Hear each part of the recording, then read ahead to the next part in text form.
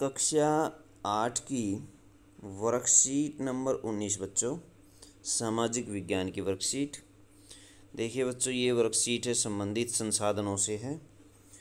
संसाधन इसमें जैसे जल संरक्षण, वनस्पति संरक्षण, वन्य जीव संरक्षण, तो इनके बारे में स्टडी करेंगे। देखिए, यमुना नदी में प्रदूषण। देखिए, ये पानी का प्रदूषण है और इसका संरक्षण कैसे किया जा सकता है।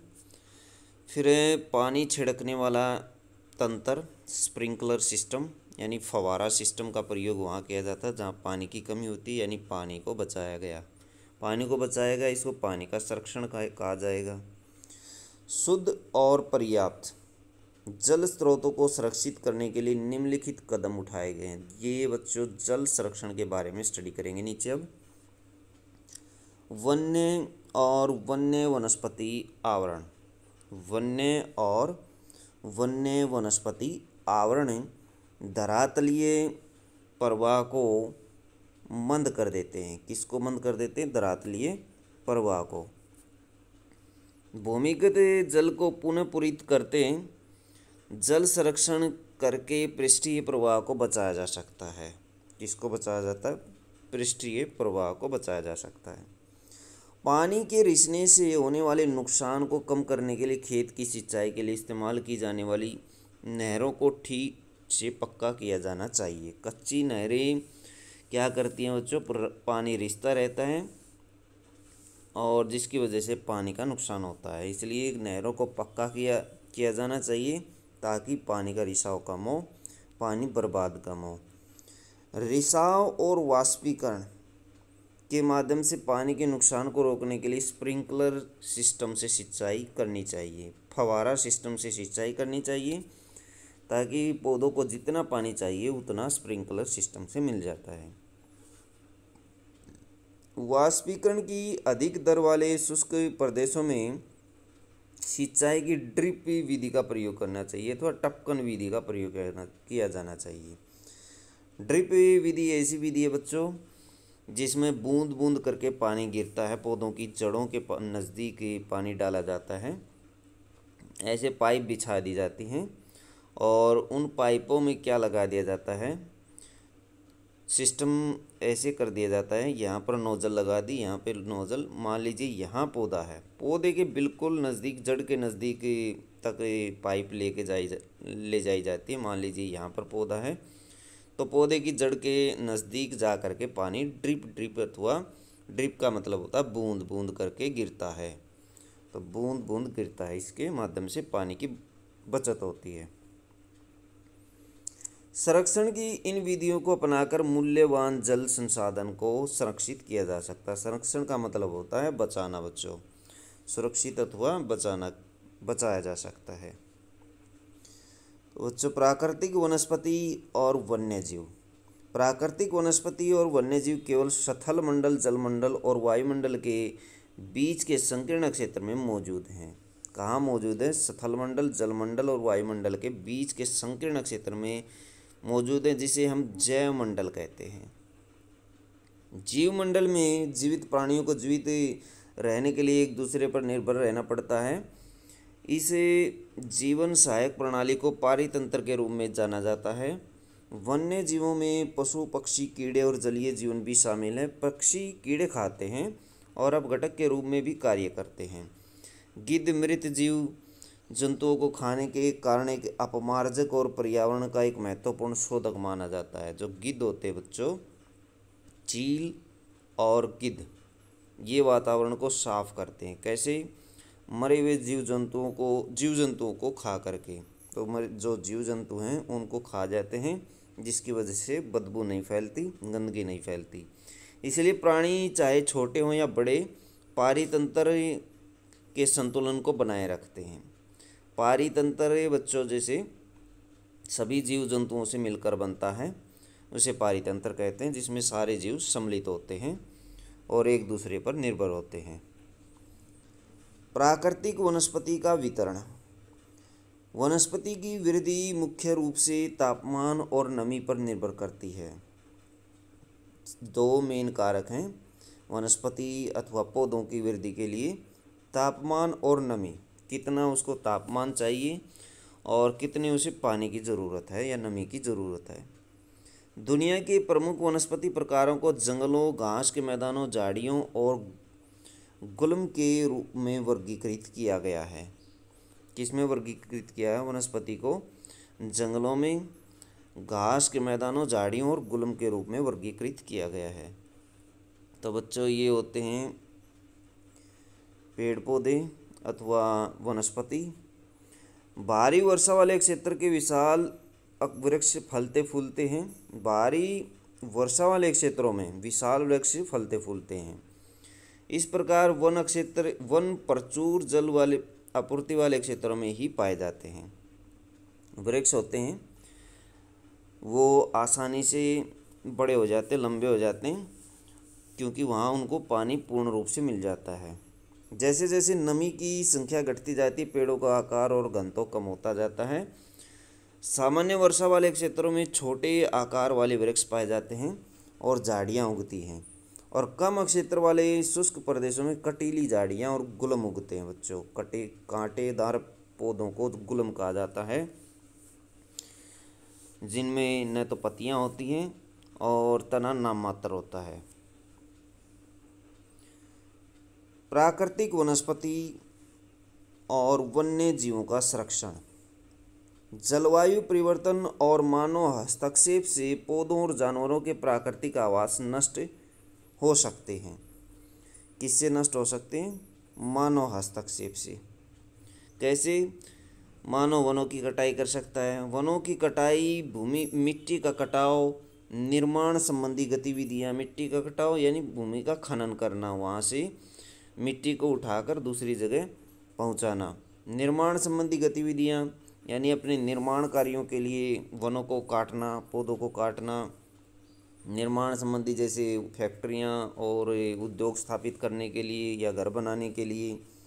जंगलों की आग से, जंगल में आग लग जाना, उसकी वजह से भी, सुनामी की वजह से, भूस्खलन की वजह से।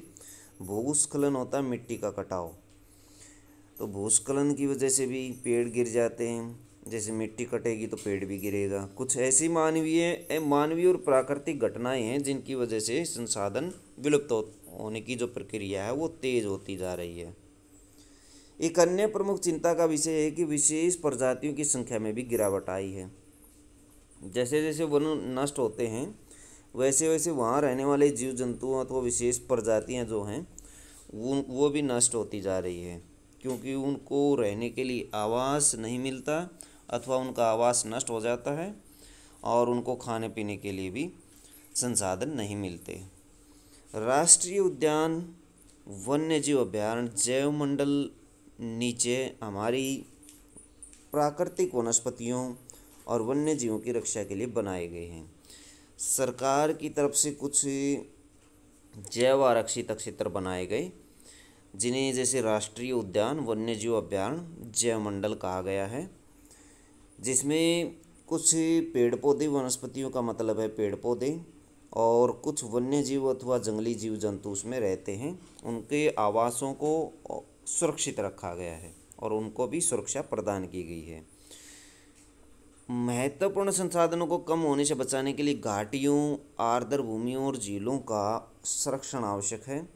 सामाजिक वानिकी और वनों महोत्सव और जैसे जागरूक कार्यक्रम भी क्षेत्रीय और सामुदायिक स्तर पर स्थापित किए जाते हैं। कुछ कार्यक्रम स्थापित किए गए बच्चों इनको बचाने के लिए, जैसे सामाजिक वानिकी, सामाजिक तौर पर जागरूक करना, लोगों को संदेश देना, और वन महोत्सव बनाना यानी वन को एक उत्सव के रूप में बनाना। जैसे जुलाई में ये मनाया जाता है, उस दौरान पेड़ पौधे लगाए जाते हैं, बहुत सारे पेड़ पौधे लगाए जाते हैं और लोगों को फ्री में पौधे प्रोवाइड करवाए जाते हैं। स्कूली बच्चों को प्रोवाइड करवाए जाते हैं ताकि वो पेड़ पौधों को लगाएं। स्कूली बच्चों को प्रकृति शिविरों में जाने के लिए भी प्रोत्साहित किया जाता है ताकि वे विभिन्न प्रजातियों के आवासों की सराहना करें कई देशों के ने व्यापार के साथ साथ पक्षियों और जानवरों की हत्या के खिलाफ कानून पारित किए हैं। कई देशों में पक्षियों और जानवरों की हत्या के खिलाफ कानून बनाए गए। ये हमारे देश में भी बनाए गए बच्चों। भारत में शेरों, बाघों, हिरणों, भारतीय सारंग और मोर को मारना गैर कानूनी है। अगर पकड़ा जाता है कोई ऐसे मारते हुए, हत्या करते हुए, तो उसको सज़ा का प्रावधान है। इस बीच एक अंतर्राष्ट्रीय सम्मेलन है CITES की स्थापना की गई है, जो जानवरों और पक्षियों की कई प्रजातियों को सूचीबद्ध करता है जिनका व्यापार निषिद्ध है, जिनका व्यापार किया जाता है, जिनके अंगों को या उनकी खाल को बेचा जाता है मार करके, ऐसे जानवरों की गणना की जाती है और उनको सूचीबद्ध किया जाता है। अब देखिए बच्चों प्रश्नावली। प्रश्न नंबर 1, पौधों और जानवरों के संरक्षण के लिए सरकार ने कौन कौन से कदम उठाए, किन्हीं दो को लिखिए। पौधों और जानवरों के संरक्षण के लिए क्या क्या किया गया है। पहला पॉइंट हम लिखेंगे, ये राष्ट्रीय वन्यजीव अभयारण्य इसके लिए बनाए गए हैं। ये वाला पॉइंट आप लिखेंगे, नंबर 1 पॉइंट। दूसरा पॉइंट आप लिखेंगे, सामाजिक वानिकी वन महोत्सव जागरूक कार्यक्रम स्थापित किए गए हैं। दूसरा पॉइंट ये लिख देंगे। तीसरा पॉइंट भी लिख सकते हैं, स्कूली बच्चों वाला जो पॉइंट है ये प्रोत्साहित किया जाता है, सराहना करें, तो ये भी लिख सकते हैं। उसके बाद ये लिखेंगे, ये वाला मेन पॉइंट है, भारत में इसे गैर कानूनी है मारना, कानून पारित किए गए हैं पक्षियों को मारने के लिए। ये पॉइंट आप लिख सकते हैं इसमें। कई देशों में, ये वाला जो पॉइंट है ये पॉइंट मेन है इसमें, ये देखिए ये लिख सकते हैं। और सबसे लास्ट में भी ये पॉइंट बनाया गया है, तो यहाँ से लेकर के आपके 4-5 पॉइंट बन जाते हैं। ये सारे के सारे आप काउंट करेंगे तो हर एक लाइन के हिसाब से एक पॉइंट बना हुआ है। भूमि संसाधनों के संरक्षण के 3 तरीके बताइए। क्वेश्चन नंबर 2 है बच्चों, भूमि के संसाधनों को कैसे संरक्षित किया जा सकता है। तो बच्चों भूमि के संसाधनों में पेड़ पौधे भी आते हैं और वन्य जीव भी आते हैं, क्योंकि ये भी संसाधन है। तो ये जैसे एक पॉइंट आप यहीं से लिख देंगे, ये वाला पॉइंट है वन्य जीव अभयारण्य वाला, क्योंकि इसमें संसाधन आते हैं। और एक पॉइंट ये लिखेंगे आगे, फिर ऊपर से लिख लेंगे हम, फिर लिखेंगे जल को सुरक्षित करने के लिए क्या किया गया। एक पॉइंट नीचे से हमने लिख लिया। और जल को सुरक्षित करने वाली विधियाँ, जल को संरक्षित करने के लिए जैसे सिंचाई को प्रभावी बनाना चाहिए, 2-3 पॉइंट दिए गए हैं, 3 पॉइंट ये दिए गए हैं। तो ये जल मूल्यवान है, जल के बारे में इसमें बताया गया कैसे संरक्षित किया जा सकता है। तो ये पॉइंट इस तरह से आप लिख सकते हैं। इसमें 2-3 संसाधनों को सुरक्षित करने के लिए अथवा संरक्षण करने के लिए बच्चों जानकारी दी गई है। पहला है जल संसाधनों को सुरक्षित कैसे किया जा सकता है, फिर प्राकृतिक वनस्पति और फिर जीव जंतुओं को, और तीनों से संबंधित एक एक पॉइंट आप 2-2 पॉइंट आप इस दूसरे क्वेश्चन में लिख देंगे। तो दूसरे क्वेश्चन में मैंने जैसे बताया, ये जो लाइन थी, ये वाली लाइन, इसमें दोनों आ जाते हैं, इसमें प्राकृतिक वनस्पति भी आ जाती है और वन्य जीव भी आ जाते हैं इस पॉइंट के अंदर। और ऊपर वाले पॉइंट में जल संरक्षण, 3 पॉइंट जो बताए आपको, इसमें जल संरक्षण से संबंधित आपको बताया तीनों पॉइंटों में। इनमें से छांट करके आप 1 या 2 लिख सकते हैं। तो बच्चों ये थी आपकी SST की वर्कशीट। वीडियो अच्छी लगे तो लाइक करें, हमारे चैनल को सब्सक्राइब करें।